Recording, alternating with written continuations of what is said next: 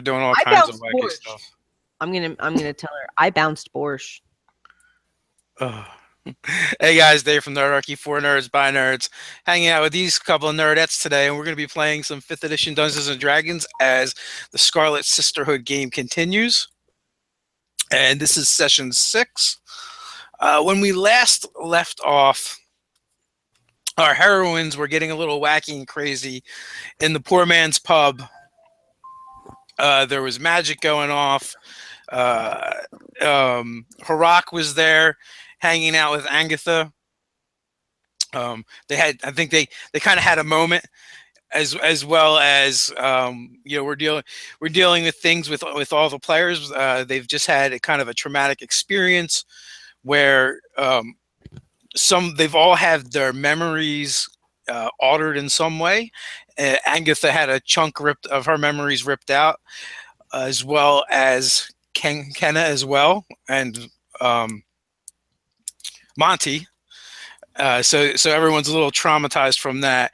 And then Vex's character, Daphne, had her memories kind of merged with the goblin Borsh's, and he has now become her familiar. They've been bonded and linked. So right now they are off trying to figure that out. As you can see, Vex is not here, so they're working through some master familiar issues to get connected and establish what's going on there. So I think we kind of left off. It was late at night in the tavern. Everyone was kind of acting a little odd because of everything that they'd been through the previous day. And I believe you guys were getting ready to disperse before getting ready, because you wanted to set out the next morning because you have the antidote to the troglodytes, as well as there was some talk of wanting to visit the pixies. Yes. Oh yes. Mm-hmm. Yes. So where are we at the current moment? Like, what's going on right now? Right now, I'm going to say is just after you guys have dispersed from the debauchery festivities, whatever you want to call it, of the night before. Okay. So the question is where everyone is going to go. So I'm assuming Ken will probably head back to the Ambi Way, the halflings like she's been doing. Yep. And yeah. Agatha, are you going to go to the caravan, or I imagine that that's probably where I would head after last night's events. Okay, because you've been bouncing back and forth between staying at the poor man's pub and staying over there. The night that I passed out from sadness and emptiness and lost.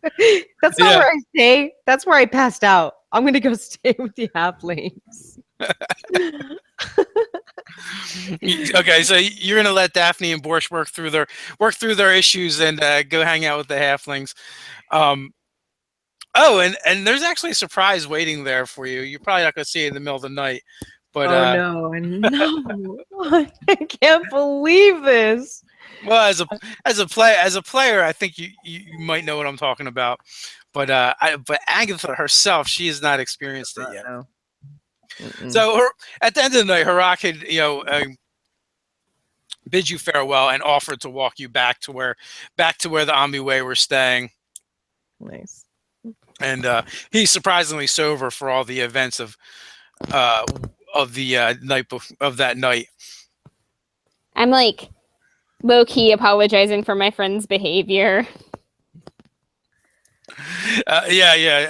Daphne got a little drunk with the connection of being connected to Borscht, and also having some traumatic things happen in her from her past, kind of getting resurrected. In some ways, I feel like it was a little bit worse than what you guys just have this emptiness, and you're dealing with trying to figure out what that loss is and what's missing. With her, everything's been jumbled. Mm-hmm. So it's a little bit of a different situation, I guess. So the night air does you both some good as you head back to the Ambi Way. Okay.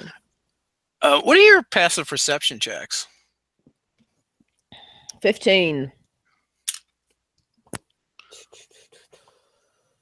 14. 15 and a 14. Okay, so you hear you even though your your senses are a little dulled from the night before, you still hear the scrape of a boot on cobblestones. Gonna look around and see if I can identify the source of this noise. So, emerging from one of the alleyways is a tall human with long, straggly, dirty hair and an eye patch over one eye. He looks like someone who's kind of accustomed to operating in the shadows, and he's not alone.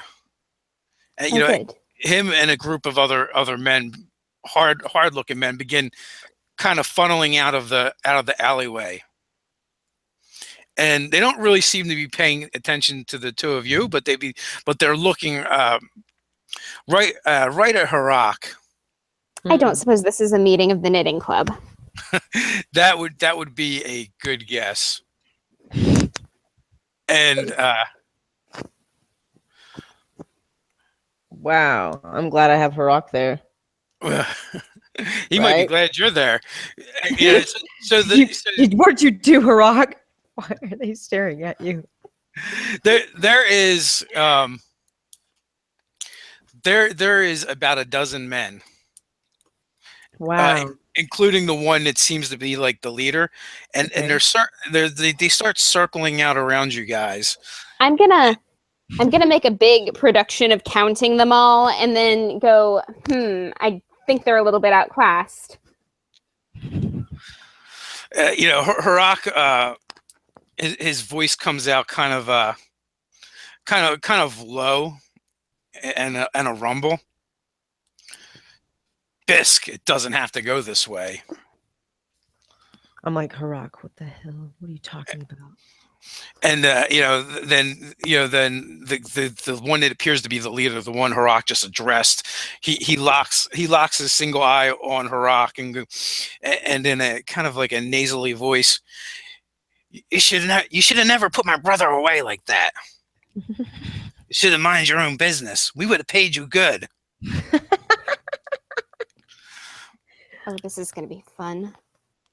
I don't think so, Bisk. It doesn't. Things don't go like that around here anymore. Not since the new mayor's taken over. It's been years. We're going to get all of you gutter snipes out of this place for once and for all. I'm giving you one chance and one chance only. Walk away. And with that, you guys start hearing the rasp of steel from leather as long swords and short swords are drawn. Shield. Yeah. I'm going going to a little bit. I'm gonna stand there and just stare at Harak to the side of his head until I start Agnetha, talking. What? it's fighting time. Let's do this. Well, I want to know why this is happening. So they're just gonna start attacking. We'll find out after we don't get skewered. Let's go. Slow down, little halfling. What? I really want to hit something though. on? Isn't this usually the opposite of how we are? Feisty. Yes. Settle down. We need to figure out what's going on. I don't think it's smart to just jump into a crowd of dudes with swords. This crowd of dudes just surrounded us, and they've got weapons drawn. I don't think I need to hear anything else. And you're just going to attack them. They're attacking us. I'm helping you. So are they attacking us right now? Well, the leader kind of like looks at you guys as if seeing you for the first time, and this doesn't concern you, ladies. You can leave. Yeah, I don't think so. This is between us and Harak. There's 12 of you and one of him. Yeah, I don't know what you think you're doing, Sixer, but I'm not going to leave a friend behind. That's just the way we like it. Well, suit yourself, lady. But Harak owes us payback.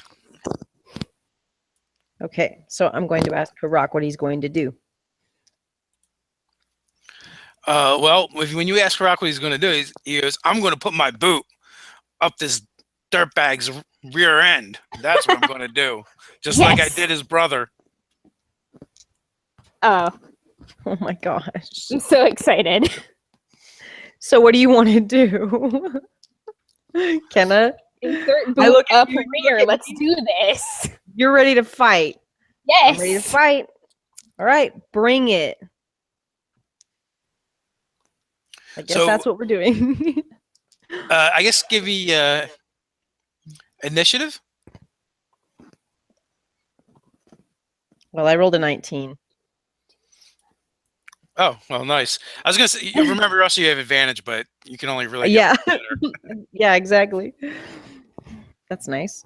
which is good because they actually rolled really well on their initiative. That is 19 total.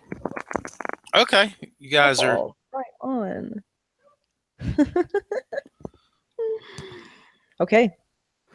So, I'm going to look at a rock, look at Kenna, and be like, yes. And then I'm going to charge into battle with my glaive. You're not going to take my friend alone, buddy. Bring So, it. are you going after one of the underlings, or are you going after the main guy? The main guy. The one that threatened to rock. And said he wants to be, well, told him that he was. Okay, so the two of you are going to go first. All right.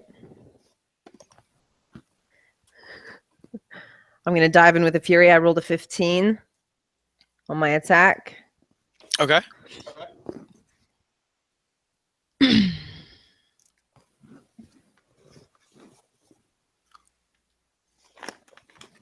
Get my dates out.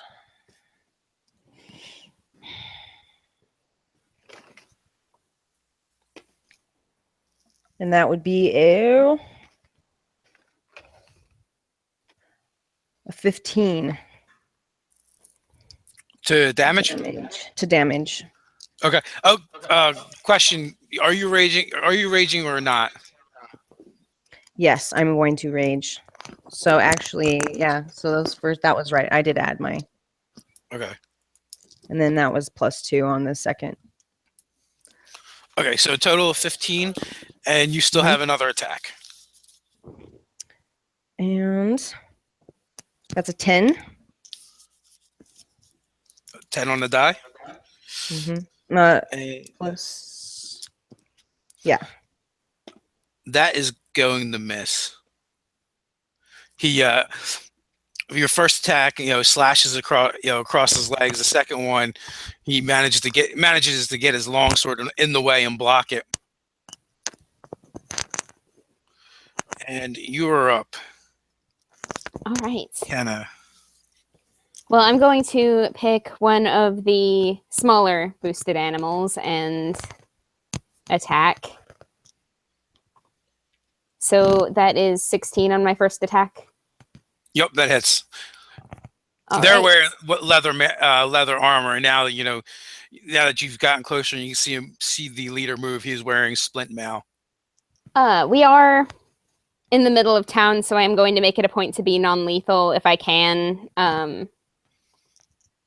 So that's 6 damage on my first attack, and then my second, that's 19 to hit, and Oh yeah. 9 for damage. Okay. And then as a bonus action, I'm going to give Agnetha Bardic Inspiration. Nice. Okay. What is that? 1d8. And what? 1d8. And you Yeah, can you- use that on an attack roll, a saving throw, a damage roll for your weapon or your armor class. Right. Okay. So, Harak steps forward and pulls the greatsword from his back. And the one that you've already injured, Kenna, he steps up to him, and his greatsword flashes out once, twice, and actually following your suit, the flat of the blade smacks against the side of his head, but the flat of the blade is nearly the size of the side of his head in its width, and almost like he's bouncing off the guy's head with the sword. He just totally spins around to the other direction and cracks him from the other way, and the guy just spins like a top before going down. Oh. Nice. And and with that, he kind of like leaps to the guy next to him, and he totally flips the sword around so that the actual blade is laying against his forearm, and he's grabs the sword by the one hand, his left hand's on the hilt and the right hand is on the quillions, and slams the pommel into another one of to the that guy's right, into the side of his head, and the guy reels, but he is still up. So one has gone down, and now they, 6 of them, including the leader, all rush Harak, and blades are flying. They're armed with short swords, and a couple of them managed to land. Harak is bleeding from several different wounds, but for the most part, he's actually able to keep them at bay and keep them away from him with the reach of his greatsword. But he's definitely gonna feel that in the morning. So that leaves 5 of them that rush towards the 2 of you, and 3 of them are going to perceive Agatha as the greater threat, wielding that really big, pointy glaive. Yeah, and I'm just really mad. So I'm still raging. I'm gonna attack them. When isn't Agatha mad? Yeah, you just hurt my friend, and then I missed, and so now I'm gonna fuck shit up. And that's Well, hold on. They're going to go first. yeah, of course. After that, do your worst, peasants. So well, I don't know if you want to say that, but you have a flurry of attacks coming in at you. Oh my gosh. What is your armor class? 15. A 15. Okay, so two of them are going to hit. Okay. So the 3 of them come in swinging short swords, and basically circling around you. Okay. Ooh, and then you guys have and then they have disadvantage on me, right? On attacks against me while I'm raging. No, that's only that's only if you move, and that's for attacks of opportunity. That's actually a very specific thing. Oh, okay. So it's just for opportunity attacks, not for, it's opportunity, not just attacks. Correct. Okay. And you just took 15 points of slashing damage, so you're only going to take half of that because you're raging. Right. So total of 7. And all right, and let's see how our little halfling fares. All right. So it looks like you're only going to get hit once. The next highest is an 11. So you're able to duck and dart between their blades and confound them. Go kill her! But one of them manages to whack you for 5 points of damage. Yes. So now you're up, Agatha. All right. It's almost like the fight is kind of formed off into 2 separate circles, with the 2 of you in one, and Harak in another one. From the side of you can hear cursing and swearing coming from the large half orc, as well as the men harassing him. Okay. So who's the one that's closest to me now? Just these guys, these ones that just hit me, right? Yeah, there's basically five of these guys. Okay. They're all dirty looking and unkept, and they just look like trouble. But the 5 of them are kind of like circling the 2 of you. Okay. Well, I'm going to attack the one closest to me then.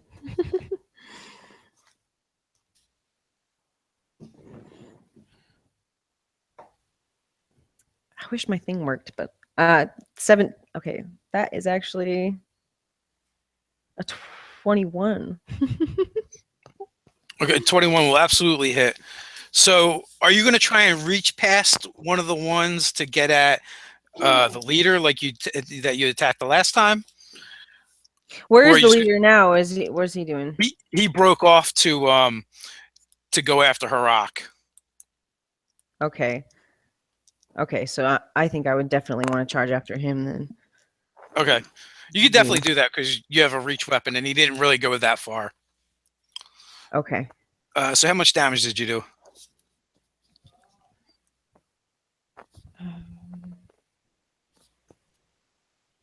That would be 10 damage. All right, and you still have a second attack. Remember, you can also use reckless attack if you want to. The only problem with Right. that Is is it it, negative damage?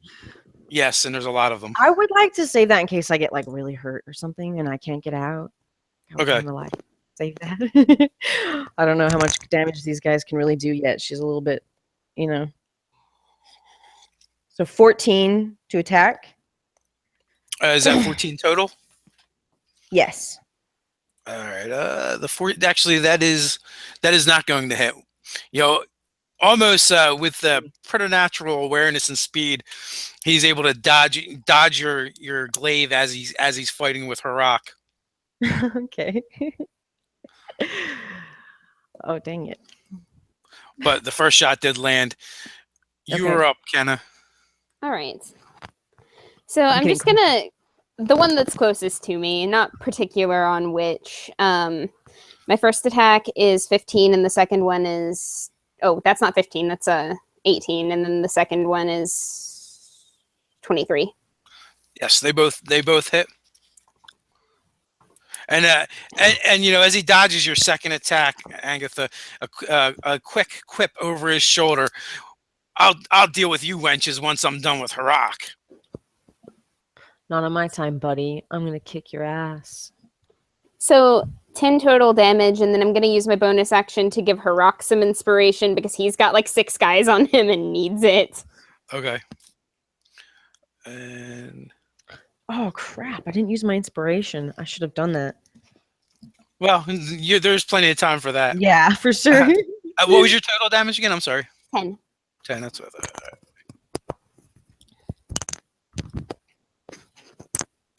Okay, so you know, with that, Harak goes and he begins a little more cautiously now that he's got so many of these thugs surrounding him. He feints to one direction and then darts to the other direction, moving inside of the reach of one of the men and also breaking the circle as he does, you know, and he basically half swords the blade, and that's when he basically grabs the sword in the middle and uses it almost like a staff to whack that guy with. And he just hits him in three quick successions. And it seems like he's moving a little bit faster than he even was moments before. Almost like he's been inspired to greater heights of ferocity. And another one of these guys slumps to the ground. Nice. So But Harak's a badass. well, yeah, he does lead the town watch here, so he's got to be able to do something. So with that, the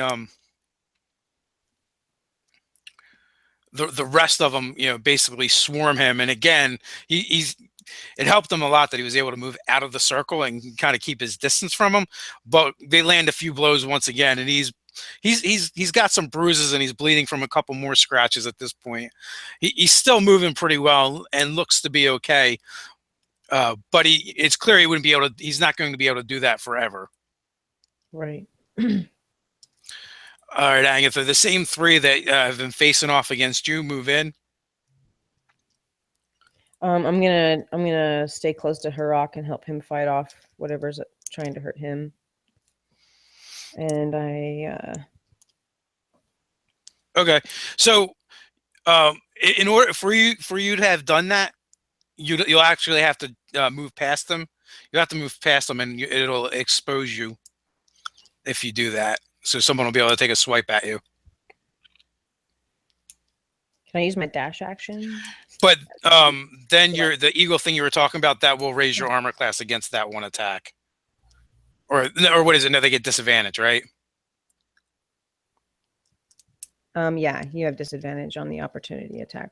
Yeah, so if you choose to do that, you can. I would like to do that. Okay. All right, so I'll resolve these real quick. Your armor class is a 15? Yes. Okay, so one of them is going to tag you, and then the one you run by to get to Harok's side, he actually misses you. He lunges at you, your glaive whips out, smacking the blade out of the way. Awesome. But you do take 3 points of damage from the one that did manage to get inside your guard. Okay. As the flat of his blade slaps against your thigh. It stings a bit. So, what I say, 3, so you only actually take 1 because of your rage. Oh, you know what? I messed up a little bit. But we're going to fix that real quick. There's actually a couple more attacks coming your way, Agatha. Okay. Because I only attacked once, they get 2 attacks. So you get hit 1 more time for another 8 points. So you'll take 4 of that.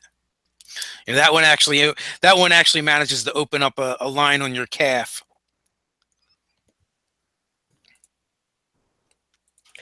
You mean like he cut my calf? He did. Ouch, bastard. That one may even leave a scar. So the 2 of them rush in at you, Kenna. Short swords of flailing. And does a 15 hit you? No. No, it does not. So you luck out. Only one of them manages to find their mark. As you take 5 points of damage. All right. And so the warrior maiden Agatha is up. All right. So as I'm dashing and I'm going, like, just kind of scraping off the hits from these guys, I am now closer to Harok, correct? Yes, you are. Okay, so I want to, is that the main guy still is he still there by Harok? Yes, he is. He's he's kind of like the ringleader. He kind of waits for his guys to kind of rush in, and then then while Harok's distracted, he's been following up. He's the one that's actually put the most cuts on Harok so far. Okay, I want to attack him if I can. Okay, you can absolutely do that. All right, like, you're not gonna get rid of me, fool. Oh my god. Here, let me roll this. Oh. I rolled a natural 20. So okay. That's good.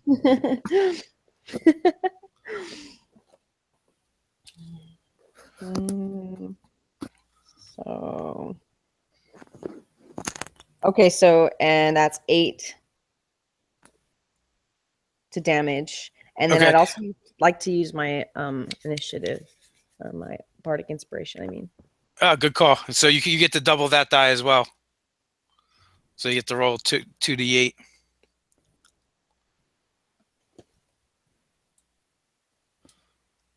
So 12. 12 and 8 total. Yeah. No, you said I rolled the d8 twice. You roll the d8 twice. You roll all the dice twice.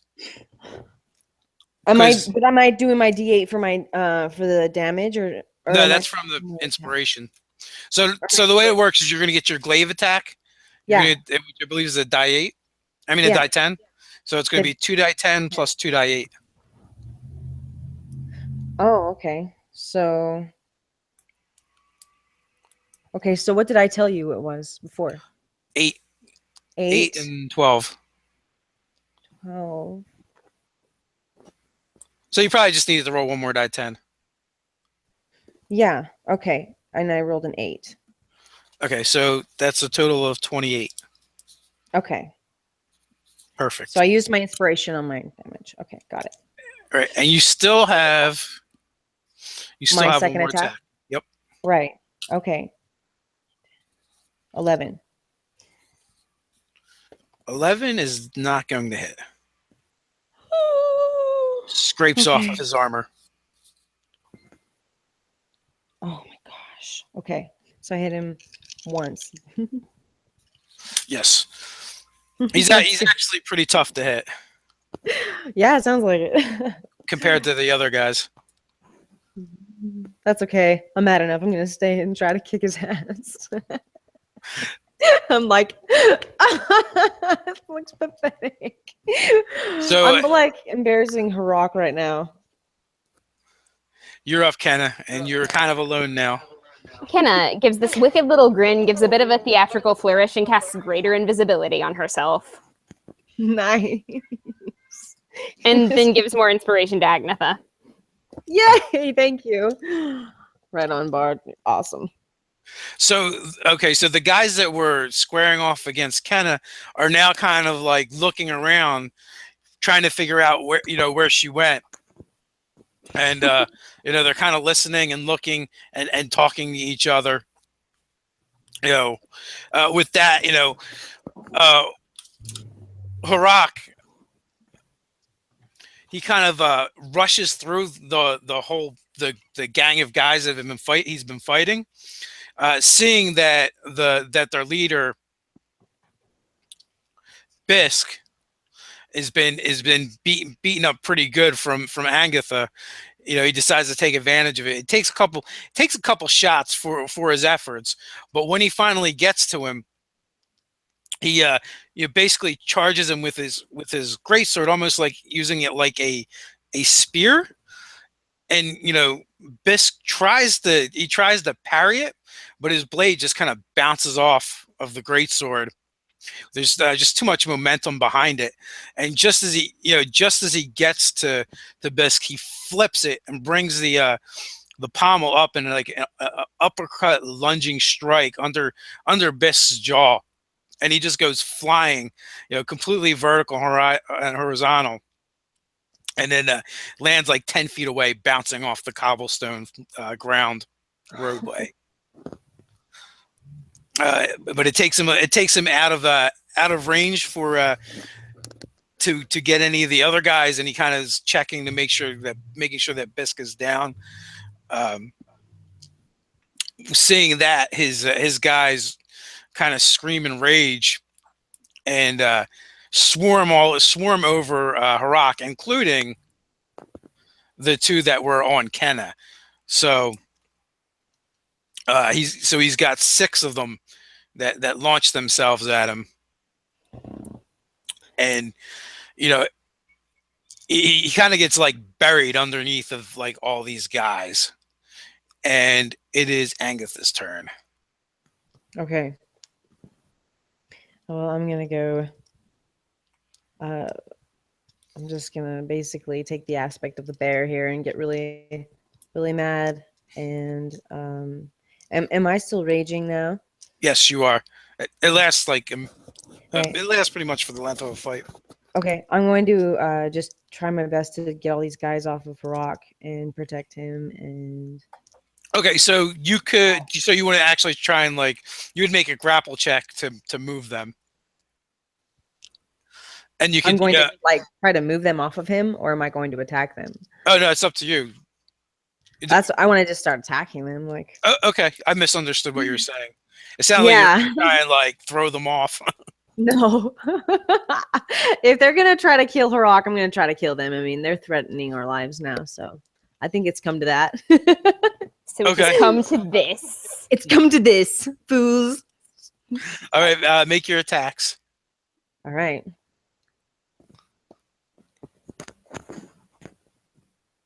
So it's 11. That hits. These guys are not as heavily armored, so they're actually easier to hit. I rolled a 1 on my damage. If it was halflings. So that would be okay. You do have inspiration if you want to use it. Yeah, I think that's a good time to use this for sure. Okay, so I roll it once and then plus 8, right? Plus a die 8. A D8 Right, the D8. Yes. So I rolled a 2 on my D8. Okay.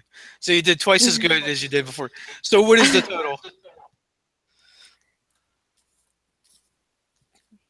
Would that be 10 then? Because I What, well actually no. I rolled a 1. yeah. I rolled a 1 on my damage. But I rolled twice for damage, right? Nope. So So that it's was the probably one, or my inspiration. I rolled for that, and that was a 2. that was a 2. So that's 3. Yeah, 2 for yeah, raging is 5. And what is your strength? A +1? yeah. Okay. So it was like nothing. It wasn't very much. You dung him. No. Oh, that was bad. Okay, so here I go into my second attack then. Yes. Okay. Nice, 19. That's better. So That definitely 23 hits. is what it would be. Yeah, well, it doesn't matter. That's okay. Here we go. Um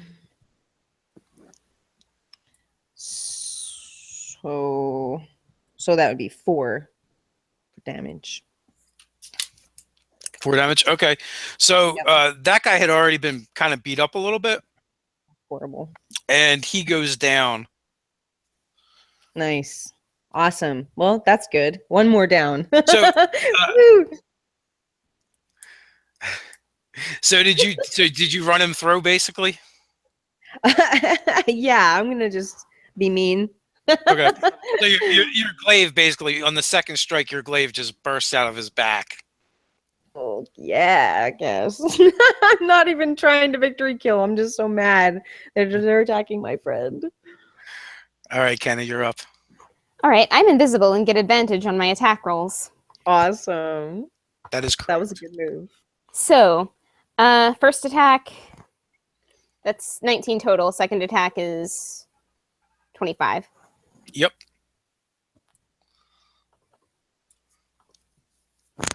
Uh, 17 damage total. Nice. And then I'm giving Harak my last point of inspiration because he's under a bunch of guys right now. Well, there's quite a few less guys now. So there's only a total of 8 guys left. There's now 4 of them are laying on the ground unconscious and kind of groaning. And you see one huge fist punch out from that cluster of guys as Harak sends another one flying. It was actually the one that you kind of snuck up on and hamstrung, distracted him, which cost him dearly because just a mouthful of teeth just went flying. And blood spraying all over the place, and then a second punch, and then a third punch, and that guy just goes down. And with that, they start kind of looking around, and they begin scattering in every direction. So there's 5 of them laying on the ground, and there is 7 of them that are just turning tail to run. You guys can take attacks of opportunity if you like, one each. Hell yeah. Do I still get advantage on that from being invisible?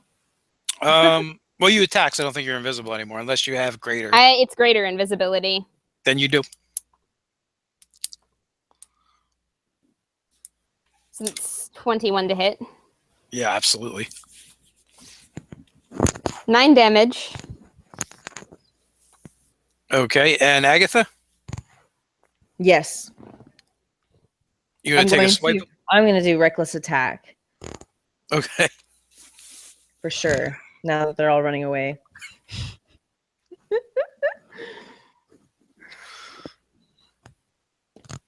That is 16 to attack. Yep, that will hit. And then 8 damage. Okay, so those two No, aren't. 10 damage. Sorry. Okay, no problem. Those two aren't moving as fast, but they're still going. So Okay. so with that, Harak is like, forget those gutter snipes. we'll round them up later. I'll send the watch for them. Saw most of their faces. Gryphongaffe isn't that big. He starts like kind of like grabbing the different ones that are unconscious and dragging them over to the side of the road and leaning them up against the wall. I drop invisibility. And, That was well, fun. thanks for your help, ladies. Not a problem. You guys, it's never a dull moment with you guys around. Although this time, I must say, I don't think it had anything to do with you. Yeah, what was that about anyway? A couple of months back, his brother was smuggling things in and out of the town, and we caught on to him, and we busted his little gang. Hell. So he's I'm just glad looking that for he some attacked. payback. Right. Yes, I'm glad you guys were here with me. It would have been a much tougher time. I don't know that I could have taken them all by myself. Yeah. Oh, I'll have to learn this glaive in time, baby, but soon enough. I am in your debt. Thank you so much. Kenna, Agatha. Although I don't think I'm going to be able to escort you home now. I'm going to have to go round up some guardsmen and haul these guys. why don't you hold Yeah. up and let me heal you before you go? Because you're bleeding pretty badly. I would appreciate that. And I do so, and I go all out with the healing because we're just about to go sleep anyway. Long rest incoming. Take some of the green herb potion, give it to him. He'll sleep well. So with that, you're able to patch him up, and now he's just got some minor cuts and bruises. Yeah, when he was underneath the pile, it looks like he accumulated quite a few wounds. So he assures you that he'll be fine. And if you guys just want to head out, that is okay by him, and we'll catch up with you later. Okie dokie. Agnetha, are you hurt? I am, and I would love to have some of your help, if you may. Good, I heal her too. Thank you. Okay. I don't think she was down that much, though. You were down like, what, 10? 9? Something like that. Mostly I needed a good cry and a bath, and I'll be fine. Always a bath with you. The cleanest barbarian ever. I'm still a princess, even though I hold a sword. Or a glaive, as the case may be. So you guys kind of depart to the sounds of groans in the backgrounds. As and before too long, you hear the tromp of the watch as they head the round up the riffraff, and you find yourselves back at the Ambaway's little homestead. It's things are quiet now. It's kind of like the wee hours. Everything's quiet except for you hear this distinct sound. It almost sounds like the rumble of a locomotive. And not that your characters would know that sound like, but to you guys, that's what it sounds like, a small train. Oh, good, he snores. You don't know what it is. Shh. And I probably do, though. Like, he didn't Well, tell us what it was, and I'm guessing and Kenna saw him, so... Oh, that's true. I don't know. So, yeah, but Kenna said, great, he snores, or something like that, right? Yes. Yeah. So as you guys, round the corner to the wagon that is kind of the one that you've kind of claimed as your room, kind of, you can see feet sticking out, huge, giant feet. Oh, wait a minute. Is he in my bardo? He's not in it. He's underneath. Okay. He's under it. He is under my bardo. Yes, sleeping. Who thought that was a safe idea? Maybe he just liked the way you smelled. Oh, Well, great. The last time you saw him, he was being directed by Lala Midge. So she probably thought that was a safe idea. All right, that's fair. At least he's not anywhere near the kids. Or I'll have a Wait a word with him in the morning. where do I sleep? I forgot. Don't we kind of share a bedroom? Yeah, you're in the bardo with me. Come on. No. So one of the things you do notice, it's kind of comical, as you're walking up the steps to the Vardo, is you see a wooden stake driven into the ground with a thick rope around it, and it's leading. It leads under your wagon, and you can see that it's attached to one of his feet, to one of his ankles. But you're like, there's no way that would really hold him. I like take my glaive and lift up this like rope thing. I like stare at Kenna like, Okay, what it's is fine. this? He's fine. Lala Midge has got him well in hand.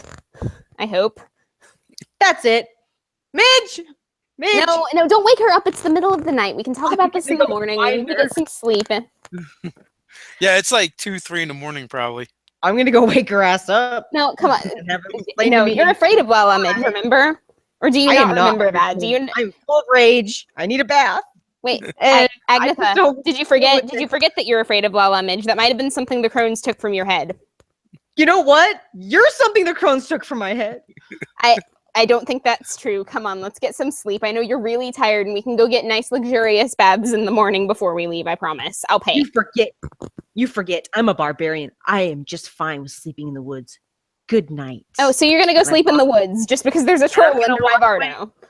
Absolutely. I That will is not sleep ridiculous. in that little festering, disgusting filth of yours. I will not. I'm gonna go sleep in the woods. I don't want to leave you alone, but I'm not sleeping outside. Sorry. Walking away. I don't go to hear you. bed. I'm walking away. All right. So you can actually find like there's lots of cleared land on the inside of the walls, so you could sleep outside somewheres here, probably undisturbed, without actually going outside the city. Well, that's yeah. I'm not afraid. I'll find a place to sleep. I'm gonna sit down and just like find a place that's cozy and just sit there and like sharpen my glaive. Okay, so you do that. Kenna, goes into the wagon. Eventually, like Troll gets into a good rhythm with his snoring, and you're able to kind of like drift off to sleep. It's almost like background noise. He's my white noise machine. Yeah. You like enjoy it? Yep. Oh, that's awesome. Monty, climbs up into the wagon with you and kind of gives you. He kind of looks between you and Agatha, like maybe like going that way wouldn't be a bad idea, and then gives you this like doggy look that says, "You got to be kidding me." I just, I give him a snack and pet him and be like, we'll just get some sleep. It'll be fine. Not such a peacekeeper after all. No, it's a joke. So with that, the night passes, and fairly early, probably way too early after the time you got in, you hear the sounds of sawing and hammering coming out from outside the wagon, and Okay. the sun is beginning to creep through the blinds, through the curtains. Oh, this again. My eyelids in this case. Yep. Should probably get up and see what the game plan is for the construction. I mean, like, I might be going somewhere soon, but I can at least pitch in a little bit before we leave.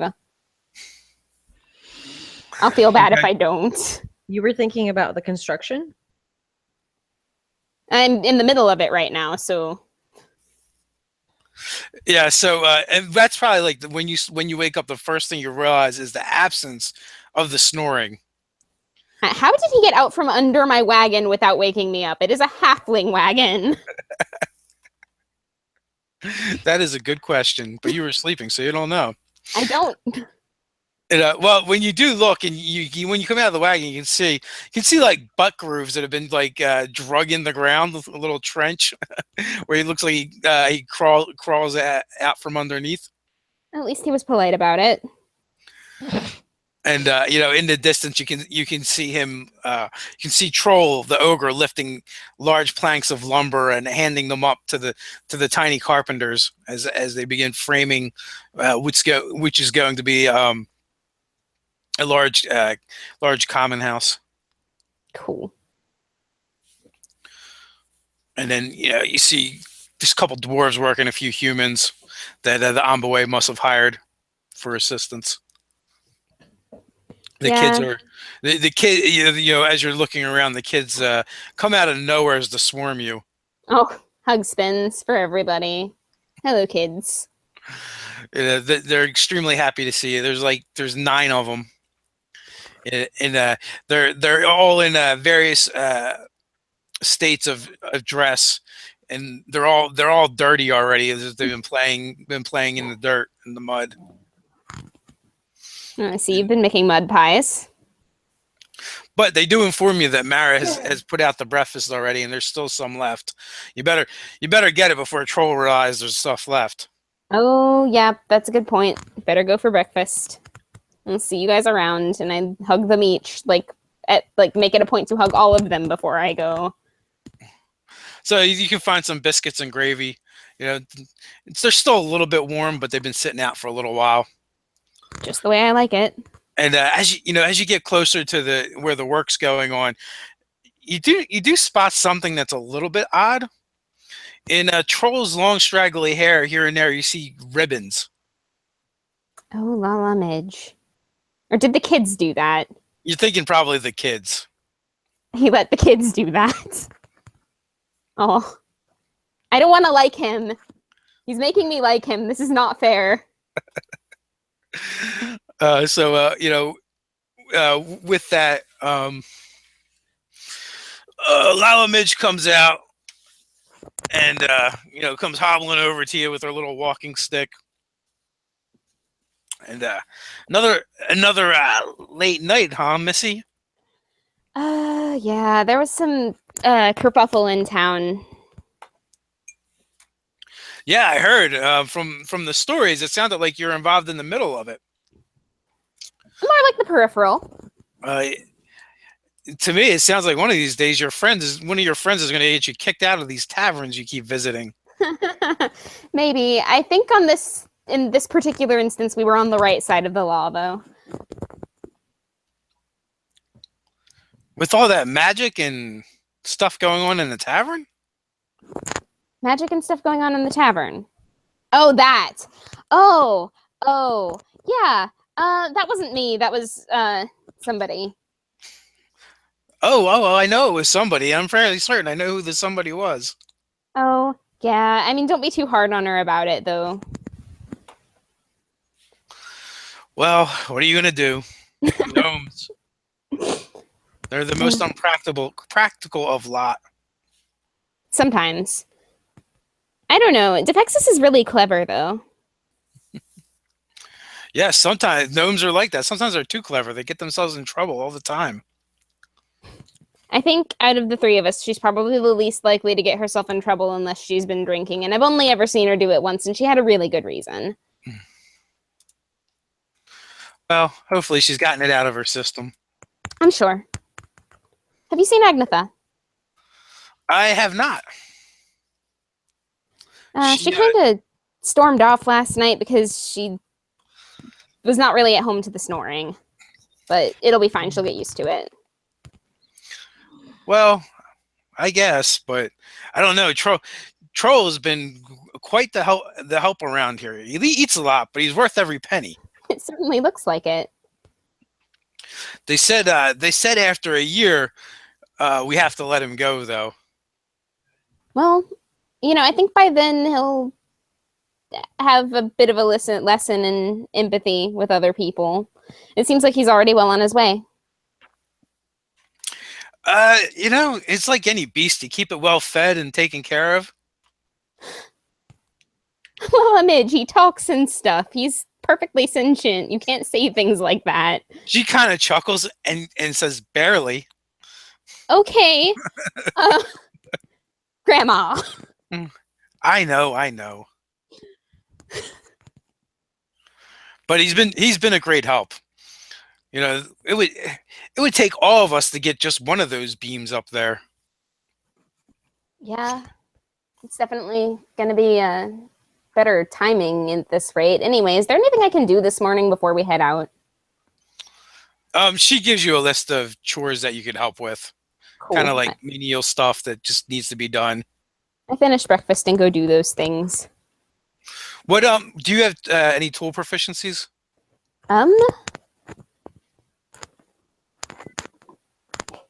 I don't think I do. I don't think so too. It's probably all like instruments and stuff like that. Yep, pretty much. and charlatan stuff. Yep. So after it's only like a couple hours worth of work before they break for lunch, and which the children seem to make a game out of messing with Troll. And but he doesn't seem particularly bothered by them. He's kind of just ignoring them. And every once in a while, he starts counting them: 1 goblin, 2 goblin, 3 goblin, 4. They're not goblins. But once he gets to 4, he usually starts over or repeats 4. Oh. But so they give him a big pot of gruel, and he seems to be quite happy to eat that.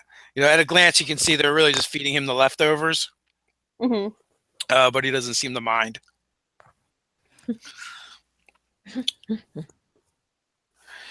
So, what are you doing now? Well, where's Agnetha? She wandered off. I'm guessing she's still sleeping. I should probably go wake her up if she is still sleeping. Are you still sleeping, Agnetha? Nope. You could probably track her with Monty. Those feelings are complicated, but okay, we'll do that.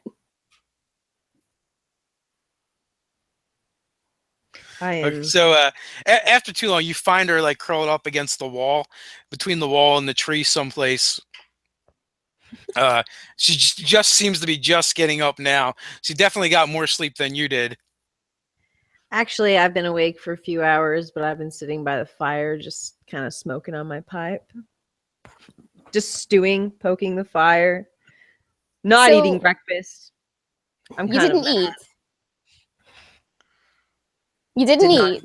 If we're gonna hit the road, you need to eat something. I'm a barbarian. I can go days without food, weeks, in fact. I'll fix you something. I'm gonna cook her something. Will not take any of your halfling food. Agnetha, you can't. I have vowed. Okay, listen, you really need to eat something. You got to keep your strength up. You're cutting off your nose to spite your face. This is not okay. Eat something. Midge has been avoiding me. She's not avoiding you. She's just busy. As you can see, we have construction going on. We live here now. And I say that with just a slight bit of ire. We live here with a creature that attacked us on the road. Okay, but he's behaving himself, and Lava Midge isn't treating him like a guest or anything like that. And besides, he's behaving himself now, and everyone deserves a second chance. Isn't that so? The bows get me. I am just beyond words. Well, the kids did that, and he sat there and let them do it, if that helps. Why did he attack us on the road? That's what I would like to know. And why are they around the children? Well, he's not a threat right now. He's probably I'm sorry. too scared you're going to do something to him. Maybe I'm just hungover and I need to... Well, good. I'll make you something greasy then. Fine. I'll take your food. I start cooking, like, eggs and stuff. We're getting a little bit of a feedback from you, Sam. Wait, what? We're getting a little bit of a feedback from you. You can't hear me very well? No, we hear you. We hear you, but we're hearing ourselves echoing back. If you go into your settings, yes. See where your speakers are set to. I don't think I've changed them. Communication.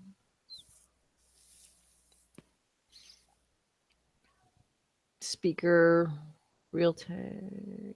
How does that sound? Let's see. Am I still echoing? No, you're not echoing. We are, because what happens is sometimes it sounds all right now. What'll happen is the microphone will pick up us talking, and then it echoes back from us. It sounds all right now. Okay, I might have changed it. I think that worked. Score. Okay. Second breakfast.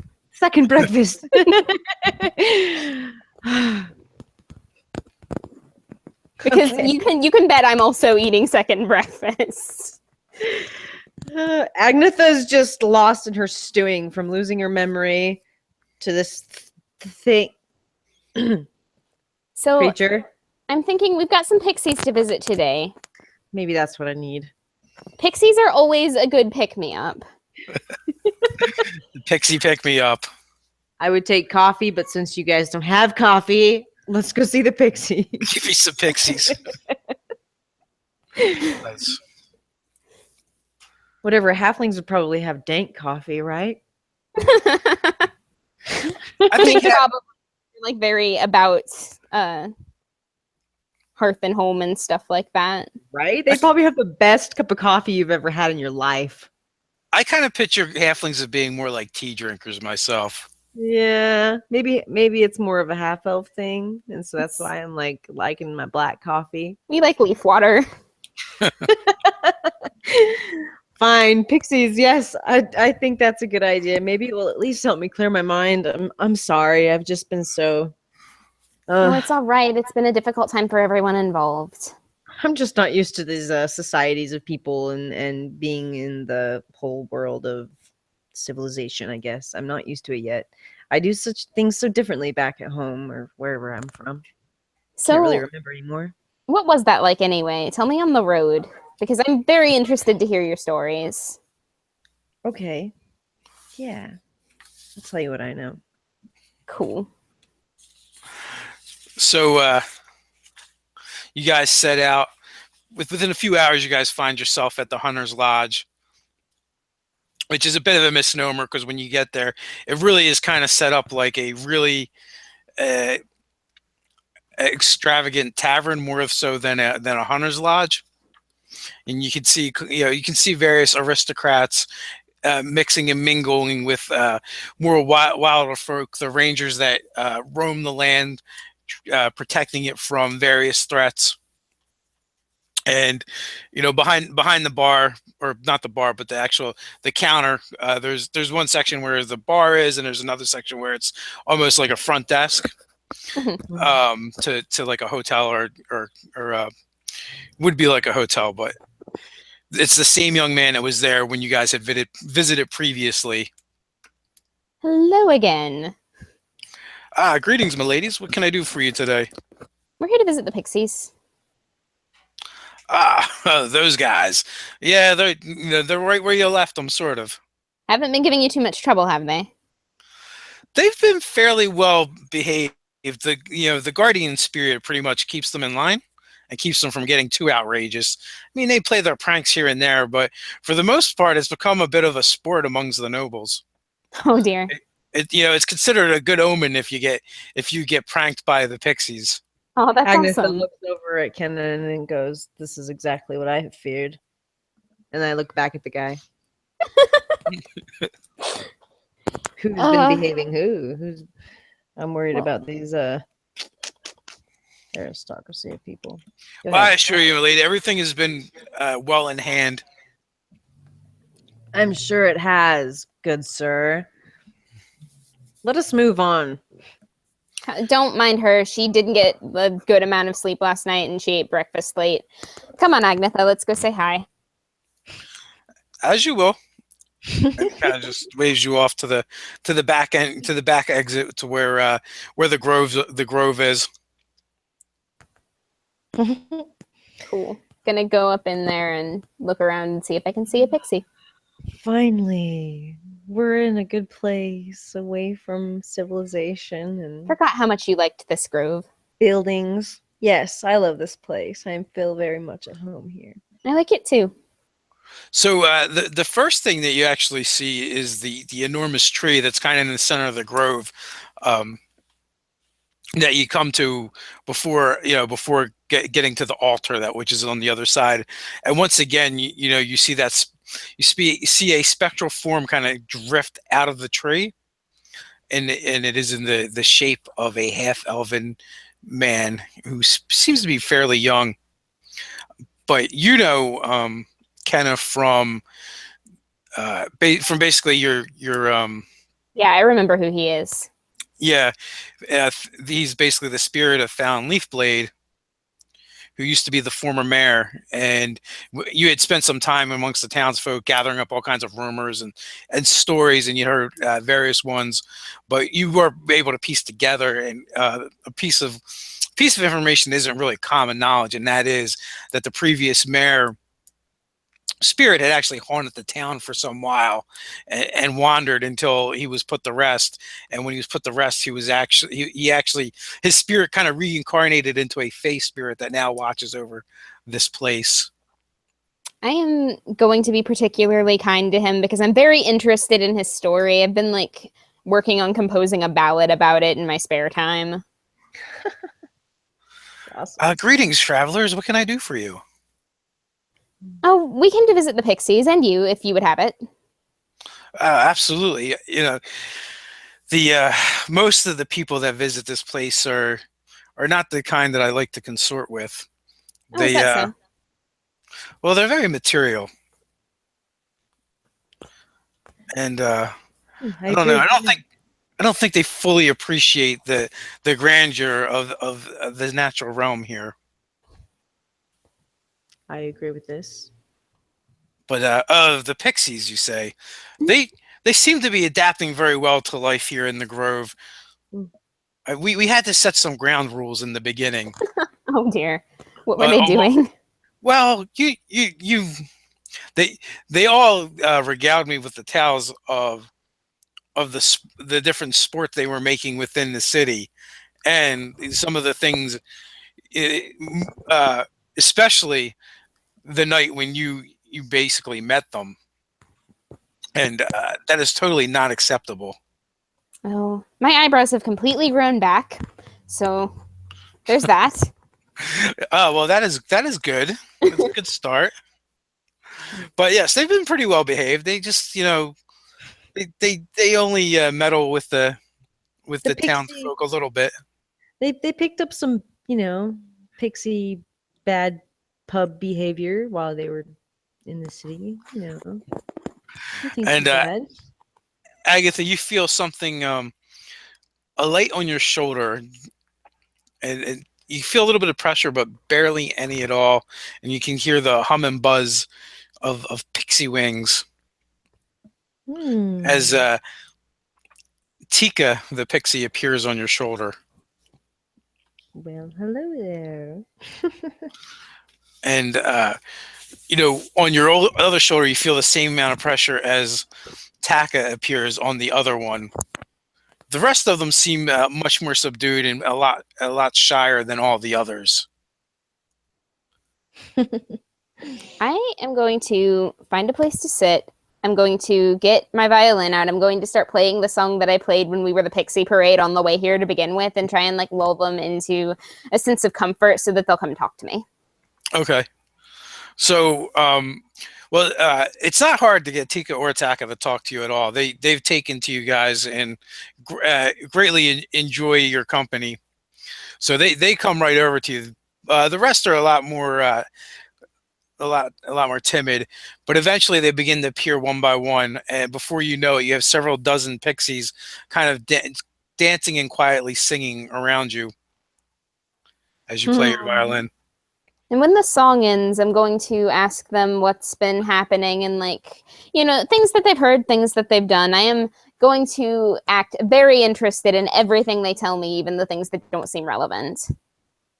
So they definitely go through a long list of what people are eating, uh, what humans are coupling, all kinds of things that probably people wouldn't want them to be watching. So throughout that, um, you do learn of a couple um, clandestine meetings that have taken place, shall we say, between nobles that are not married to each other. These things they seem really interested in this kind of stuff for some reason. So basically, these Oh, so pixies. am I. It turns out pixies are real perverts. So Okay, not that way though. uh, Different and, reasons. and they seem to delight in any kind of like interrelationship drama. But through all of that, you do find out a couple of rumors Yes, that you're able to learn about. So I'm taking notes. Nolan Mhm. of the family Silras Yes. apparently is sneaking things into the town at night, and he's paying one of the watchmen to get it through the gate. Did you catch the name of the watchman?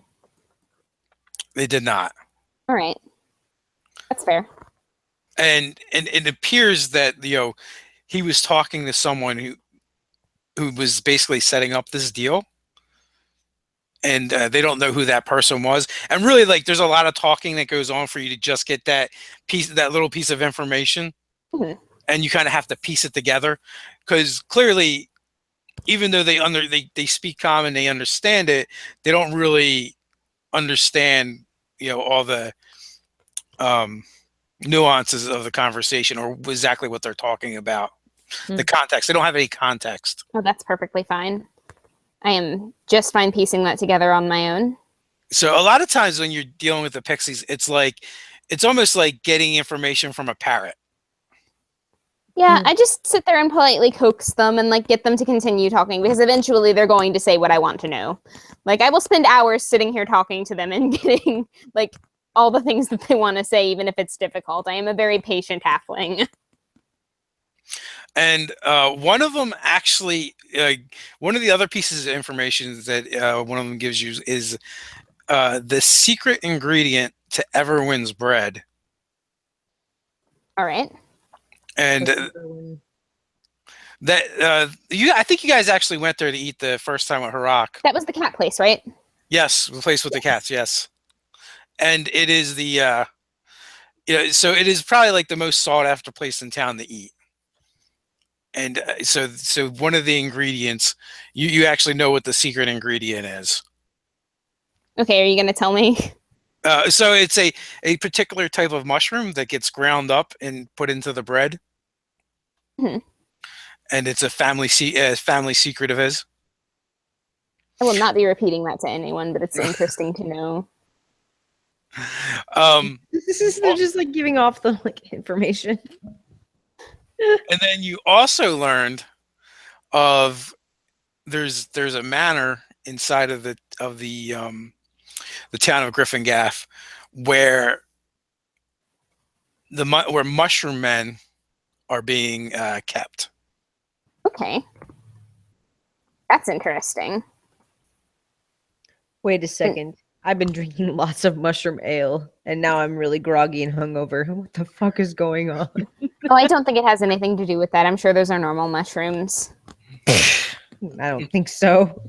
We'll look into it, but it can wait. And I'm going to thank the pixies for their time. They seem to, once they're timid until you get them going, and then it's hard to get them to stop.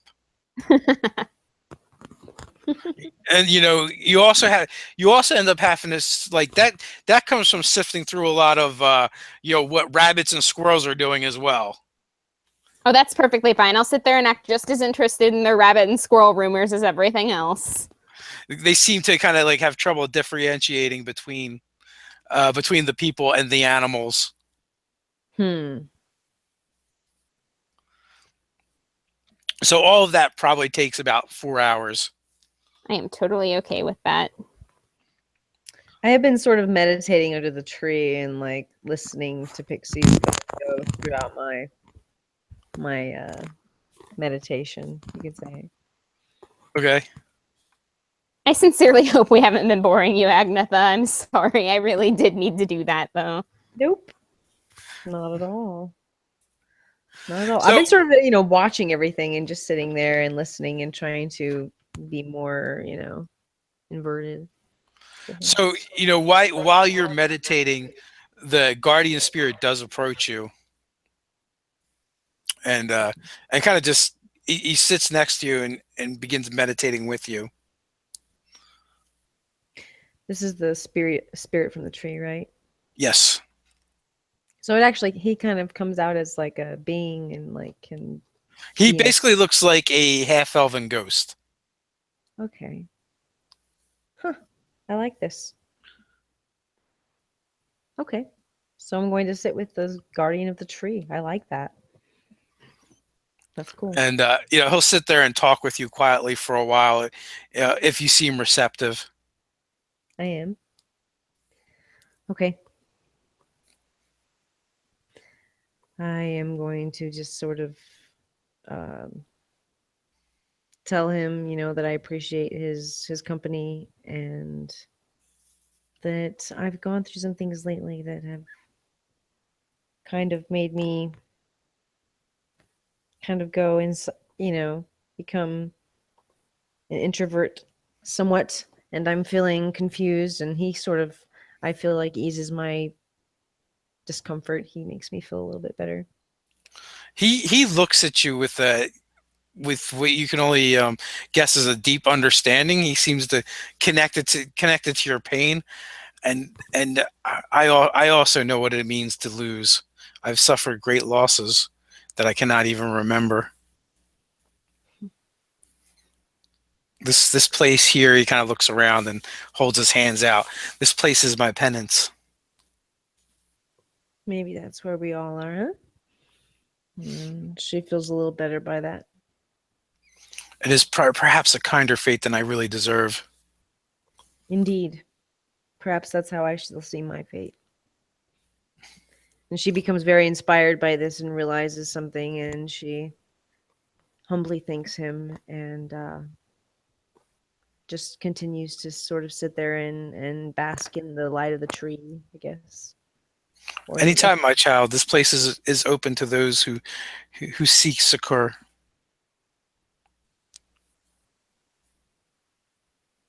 All right. And Kenna, whenever you want to leave, I'm just sort of making this my resting place until you're ready to go. Okay. There's nothing and necessary. I am after about 4 hours of talking to pixies. Yeah. Okay. By that time, your ears are probably burning a little bit. Oh, that was fun. Pixie drama. That's fun. So, Right. so you also have one more rumor that you can make up at some point as well. Right.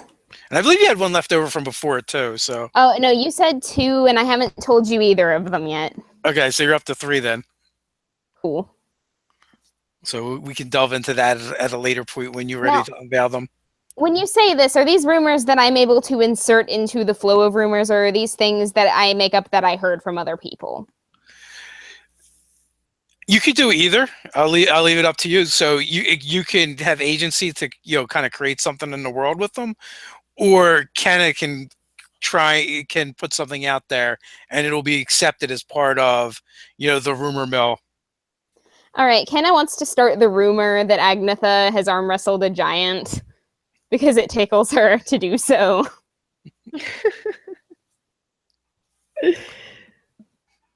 How do you know it's not true? I don't. Awesome. I'm gonna like strut in front of the pixies and be like super confident. A giant among pixies. Okay, so that will start taking effect then. Absolutely. Yes.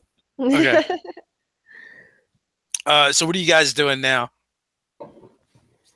Well, I don't think that we should head out until we've got Defexis with us, and she's still working out stuff with Borscht, so...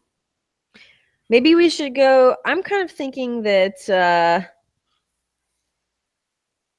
well, I'm thinking about Harak, but I'm also kind of like, Now, I'm not so sure if he's such a good guy to get kind of messed up with. What do you Why do you say think? that?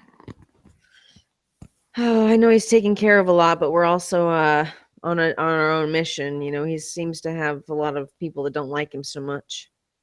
Okay, maybe he has a lot of people that don't like him, but he also is in a position where he knows a lot of what's going on. Do you remember when he mentioned that... Oh, what was it you said? He said that there were people that smelled bad that had been taken to the jail. I'm sure he could get us access in there so that we could interview those people and try and get to the bottom of what's going. That's what we should do with our afternoon. Okay. I think we should go talk to Harak. Okay, let's do that. And catch up on him and see how he's feeling. Yeah, that's important too. No, but seriously though, you really like him and you don't want to screw this up. Like, just because we're busy right now doesn't mean we're always going to be busy. What do you mean Famous that I last like words. him? Harak to me is but a gateway to something that we are to find out. I am on a mission to... Yeah, that's not what you said last time we talked about this. I was drunk. Uh-huh. Methinks the lady doth protest too much. Let's go. I think that he's rather cute, okay? But That's now adorable. all right, Missy. Let's just go. Uh-huh. Yeah, we're going all right. So with that, you guys head back to Gryphongaffe. So it only takes you a couple hours, and you're through the gates once again. I'm like, oh, look, a tavern. Look, let's go to the tavern, Kenna. Are you trying to distract me? If we're going to a Beer. tavern, we're going to the Busted Donkey. Because that's the Mushroom worst beer. tavern in town, and I'm pretty sure that we can find some nasty people there that will tell us what we want to know, but I would much rather go to the jail and interview some of the stinky people there. Fine. All right, let's go to the jail. Let's do this. Okay, We so should you guys definitely do something on task today. head on over to the main barracks where the jail is attached to it. And why am I echoing? It doesn't echo when you talk, Megan. What is it? So it doesn't echo when you talk. It just echoes when I talk. It seems like some of the So do time. you think, is it me? I don't know. Me? No, I heard Me? you echo Is it that me? time. Me? Is it me? Me? Nah, it's not you guys. The echoes come in off of me. I don't hear you, Echo. You sound clear to me. It's not all the time. Hmm. It's weird. Are you using a microphone from your headphones or? I don't think I am. My computer doesn't have a separate slot to plug that in, and I can't get it to turn on, so it's my laptop microphone, and unfortunately, there's nothing I can do about that. Well, actually, that shouldn't matter too much, but all right. It seems okay now. It's weird because it like fades in and out.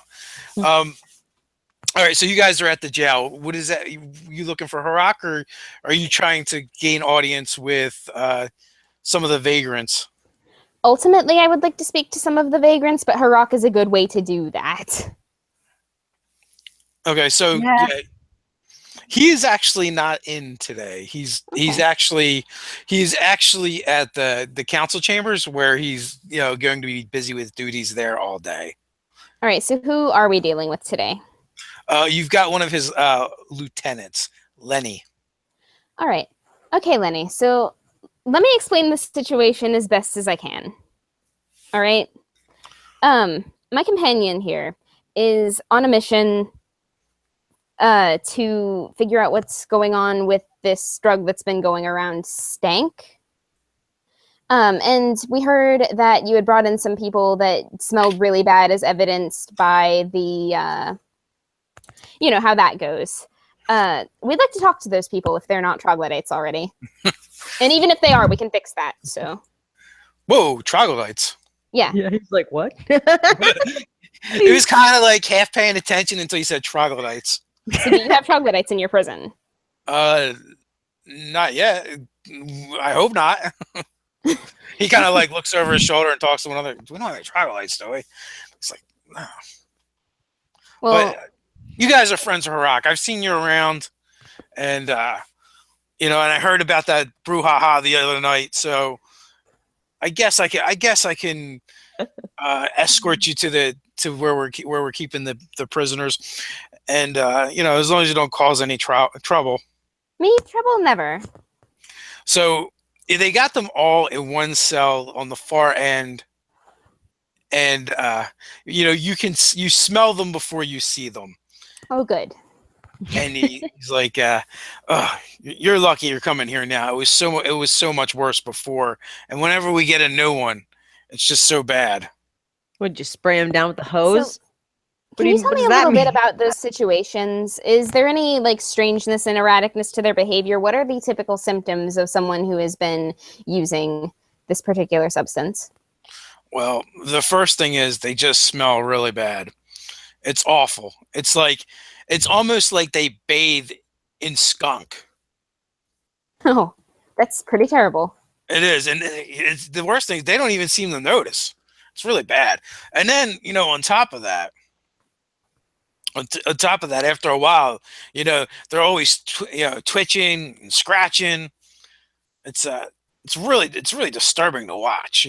We just been kind of holding them here until they kind of sober up, and then we throw them out. For the most part, they haven't really done anything wrong yet. Well, are you getting any repeaters? People that come in again after you've thrown them back out Matter from of the fact, oh, that's good. That's a good one. That's it. He looks over his shoulder and he calls back to the other guys. It's the stank tank now. The stank tank. He's like, and matter of fact, we've got one of our first repeaters now. It's his third time. That's the one I want to talk to. So he's like, all right, you know what? I'm going to do you a favor. Since you guys are good friends with Harak, I'll leave a guard with you. I don't think they're really going to give you any trouble. But I'll leave a guard with you, and I'll take him to one of the audience rooms. So this way, one of the interrogation rooms. This way, you don't have to deal with the cell. It's awful in there. We appreciate that. Thank you. Hey, we get an interrogation room. I like this. So Okay, let's behave ourselves. You're escorted off to a small room. It's only like 6 by 6. There's a couple. There's a table and like 2 chairs in there.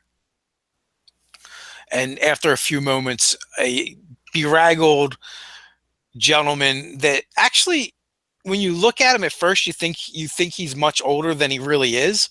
But then as you look at him, you realize that it's not so much that he's old. He just looks worn out. He's got long brown hair, and it's kind of matted and dirty. And it almost, at first you thought maybe like he was going gray, but it's not. It just looks kind of dull. And his clothes all appear to be soiled and torn up a little bit. He's wearing one shoe, and he's got an unkept beard, and his gray eyes are kind of unfocused. And as he shuffles in, they said you wanted to talk to me. Yeah, if that would be all right. Well, I'm not going anywhere else until they let me out. Yeah, please have a seat.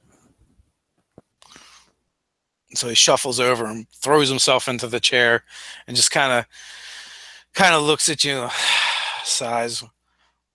What do you want? All right. You don't look like the kind of man that wants to exchange pleasantries, so I'm just going to get right to the point, if that's okay.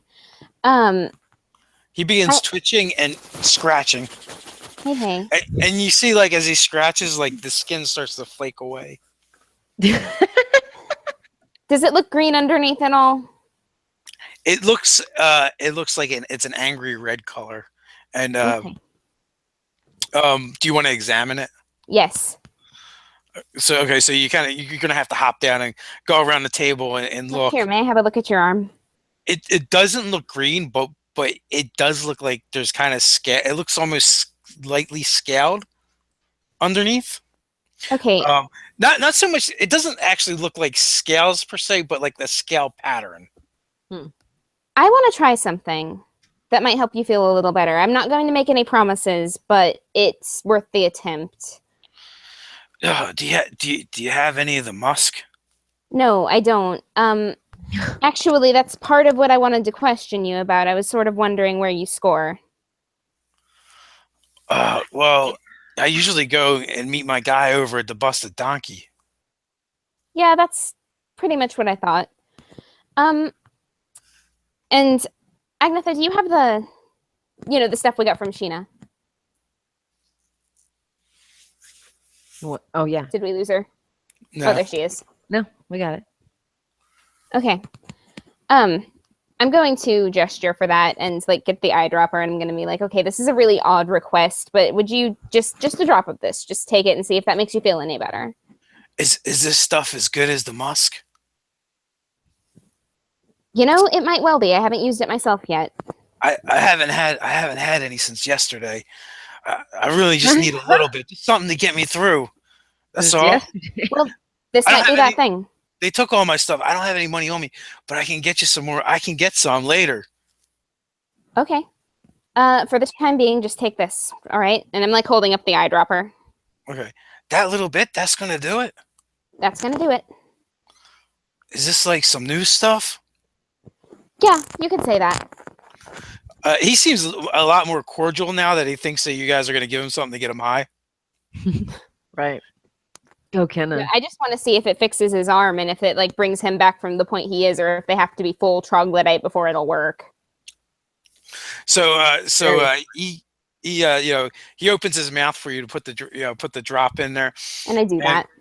and he kind of just sits there and he's like waiting expectantly, and he begins to sweat a lot, and you're greeted by that bad odor once again.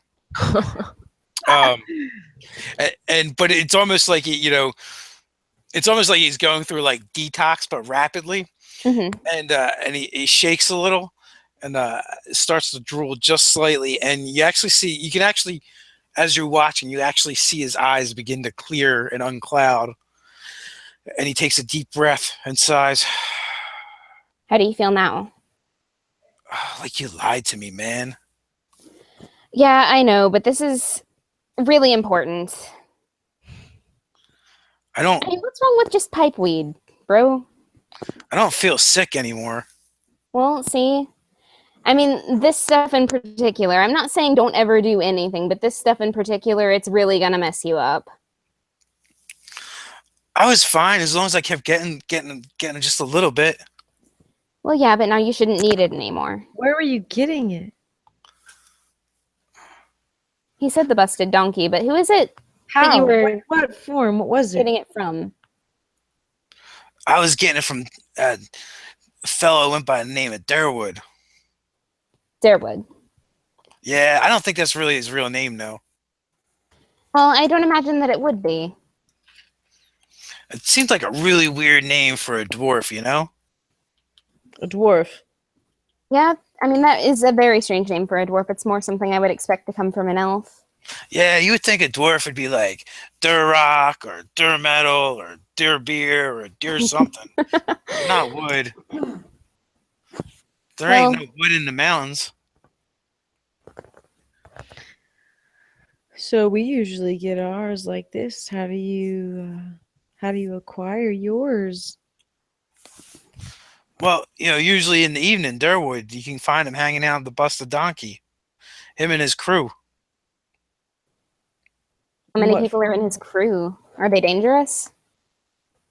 I don't know. They don't give me any trouble. I mean, if you mess with them, I don't think it'd be good. They, I've seen him throw some guys out. Sometimes it got a little too pushy. Pushy in what way? Well, they're trying to get some stuff, and he wanted it for free. Well, that would do it. Do you usually drink it, or how do you take it? Nah, you spike. What's that? He's looking around like he's trying to figure out how to describe it.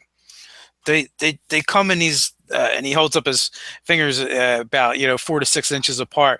They're like sticks, and you kind of stick them in your arm.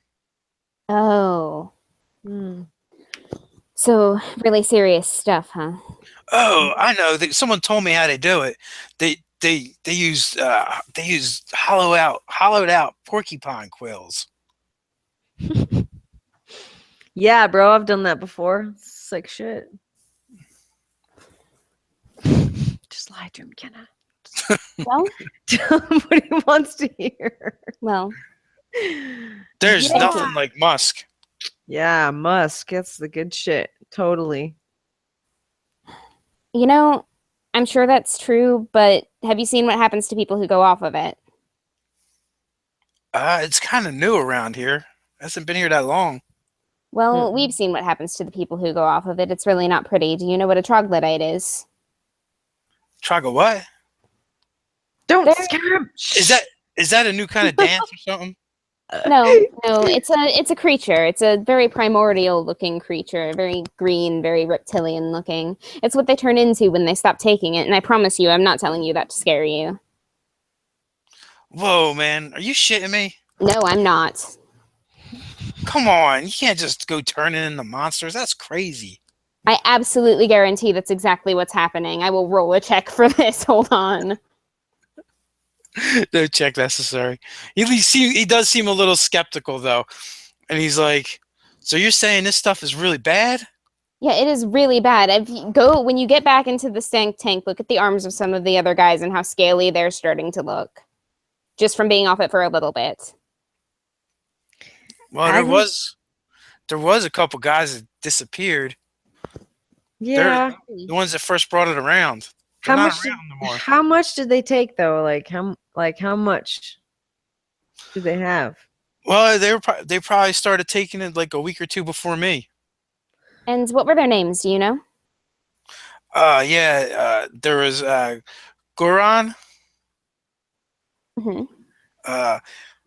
Hyson, and Samuel. All right. Thank you. They We'll see what we can do about finding them. they were the first ones to find the musk and introduce it to us.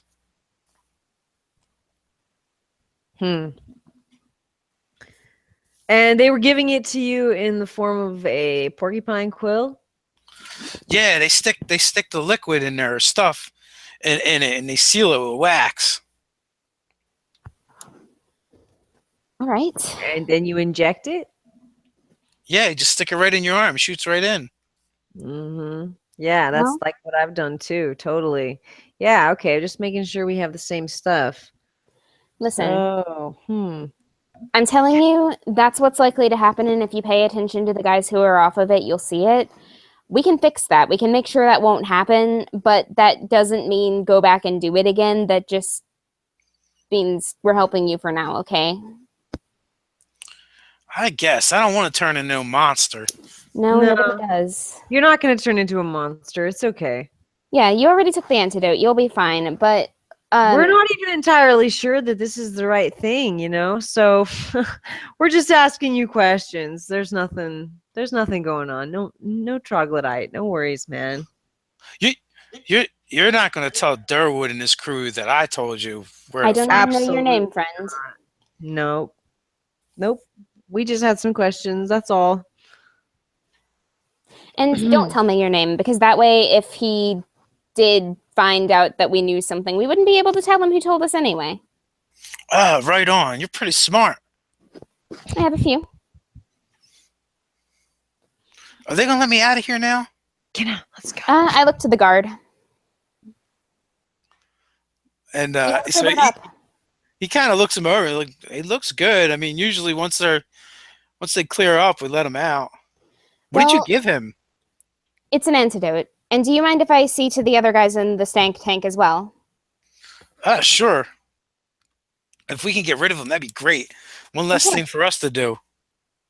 Well, then it's going to be kind of like communion in a way. I'm just going to go in there and like administer to the This is druggies. for Jesus Christ, everyone. Come and take thine fill.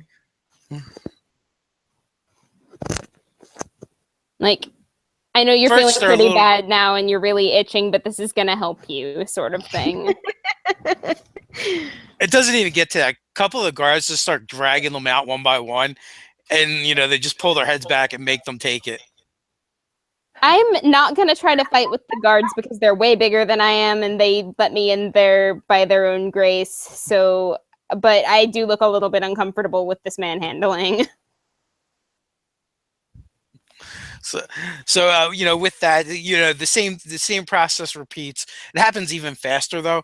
It seems like they didn't have quite as much to work out of their system as the other guy did. Yeah, and I do make sure to let them know, that what's going to happen. Like, I warned them. I know that it's not going to help them all. I know that it's not going to stop them necessarily. We're going to have to get to the source to do that, but I do make it a point to let them know what's going on. They're just like, yeah, give it to me. So the guards after they kind of go through their thing, the guards release them. If you talk to them, they don't have any more information than the other guy did. Well, that's perfectly all right. I think we've got a lot to go off of. something to do once we get back from the village with the troglodytes in it. What I don't understand is why they would go poisoning people at an inn so far away on the way here. Why would they bother doing that if they have people that'll pay for it? Well, the one thing that has kind of been kind of apparent is whatever happened at that inn happened right away. So it's not the same stuff. Uh-huh. Okay, Where so that was like a prototype. They might have been testing it. That's what I'm thinking too, is that this is something a little different. where this guy, like when you looked at it, the rash underneath of his skin that was flaking off definitely had a scale pattern to it, though it was not scales yet. Mm-hmm. What is your intelligence? And what skills do you have? My intelligence is 10. My skills are acrobatics, deception, perception, performance, and sleight of hand. Okay. So nothing mental. Yeah. So definitely, the weird rash is what you saw. But I will make a note of what that looked like to ask Defexis what she thinks about it later, because I know she's smart. Yes. I'm not. I have only an intelligence of 8. I'm like, what in the hell is going on? I don't know. But I know that the troglodytes at that first place that Daff and I were at, they were full on troglodytes because I marched their asses into a basement and locked them there. I really hope they've been remembering to feed those people. This guy's got only a little touch of that. Like, I'm not talking even a chance of what we saw back at the first town before we came in. Well, not anymore. He doesn't. Yeah, and at the first town, you never saw them get high or anything. You just saw them. Right. We just saw them. So we were like, what the hell is going on? Well, the thing is, now we have a name and we have a location. We've got somewhere to go to check this out. But I think that when we do that, we should go and just act like regular patrons when we do. And also remember, they did just let those guys out. So there's a chance that they'll know that we're coming and they'll know vaguely what we look like. So we need to consider that. Yeah. Because odds are at least one of those guys was loyal to them. Mm-hmm. Well, but we have an illusionist, so fortunately that might not be a huge problem. So one of the guards asks, "Is like, do you have any more of that stuff?" That worked really well. Go and speak to Sheena at the library. So the two guards kind of turn to each other and they quick do rock, paper, scissors. And one of them clearly loses and starts kicking the ground and sighs. I'm thinking about going to speak to Sheena. I'm gonna be like, "Hey, Kenna, stop mentioning her name." Why? You've been to the library, right? Yes.